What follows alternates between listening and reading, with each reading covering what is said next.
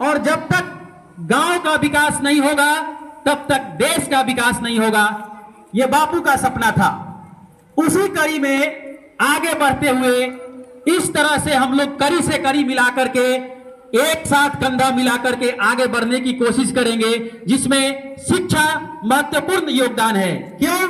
क्योंकि देश की सीमाओं से लेकर के हर क्षेत्र में, डॉक्टर हो, इंजीनियर हो, रेलवे में हो, पोस्ट ऑफिस हो, पुलिस हो, हर क्षेत्र में देश के जवान सीमा पर प्रहरी के लिए खड़े हैं। वो आपके ही घरों से जाते हैं, हमारे घरों से जाते हैं। कल आप भी उस क्षेत्र में अग्रणी होकर के रहेंगे, क्योंकि हमारे देश की आबादी का 35% हिस्सा नवयुवक का है।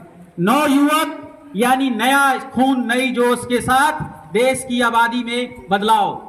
इसमें गांव का सबसे बड़ा योगदान है। यानी गांव कहने का मतलब है कि गांव अब किसी क्षेत्र से कम नहीं है। आप अपने क्षेत्र को देखिए, बिजली है, सड़क है, स्कूल है, स्वास्थ्य है, क्षेत्र है, कॉलेज है, हर क्षेत्र में हम लोग आगे बढ़ने की कोशिश कर रहे हैं।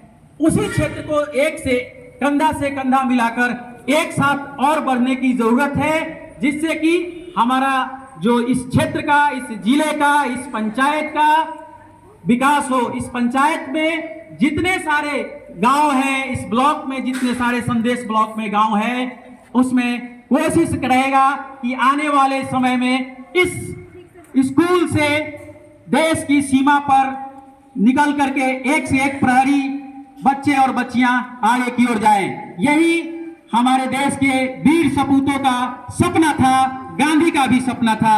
और राष्ट्रपिता महात्मा गांधी के सपनों को एक कदम आगे बढ़ाते हुए हम लोग फिर से कदम मिलाकर चलने की कोशिश करेंगे, क्योंकि आज के देश के हमारे जो वर्तमान प्रधानमंत्री हैं, उनका भी यही लक्ष्य है कि देश जिस तेजी से हमारा प्रगति कर रहा है, यानी अगला जो विजन है तृतीय अर्थव्यवस्था की, उसमें गांव का सबसे बड़ा योगदान है।